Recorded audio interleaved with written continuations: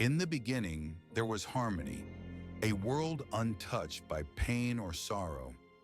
The Creator had spoken, and from His word, life blossomed.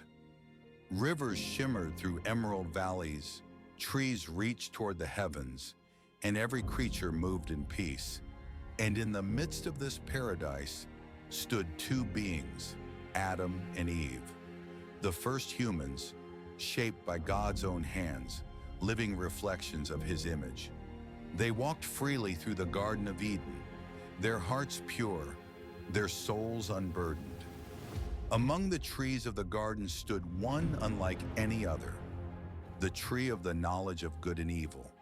Its fruit glowed softly in the dappled sunlight, a symbol of trust, a boundary between freedom and obedience. God's voice had been clear.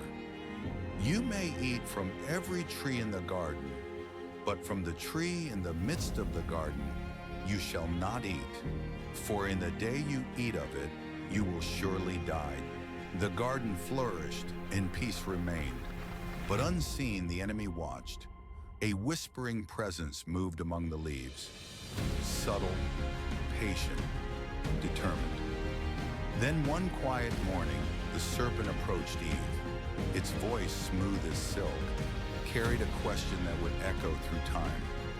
Did God really say, "You must not eat from any tree"? Eve paused. The fruit shimmered, beautiful and strange. Her heart wrestled between truth and temptation. The serpent pressed on. You will not surely die. For God knows that when you eat it, your eyes will be opened, and you will be like God, knowing good and evil. Eve looked again at the fruit. It was pleasing to the eye and desirable for wisdom. And in that fragile moment of choice, she reached out and took it. She ate and then gave some to Adam, who stood beside her, and he too ate. The world seemed to grow silent. The breeze that once carried joy now carried sorrow. Their eyes were opened, and for the first time they felt shame. They saw their nakedness and hid among the trees, trying to cover what could not be hidden, their disobedience. Then came the voice of God, not in thunder, but in heartbreak. Adam, where are you? The Creator had not lost them. He knew where they were, but something had changed. A fracture had entered creation, and the perfect harmony of Eden was no more. Yet even in that moment of judgment, God's mercy still spoke. He clothed them.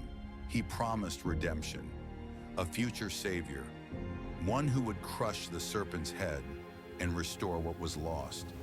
And so the story of humanity began, not in perfection, but in a choice that revealed both our weakness and God's endless grace. Because even in the fall, His love never left. Subscribe for more AI Bible stories.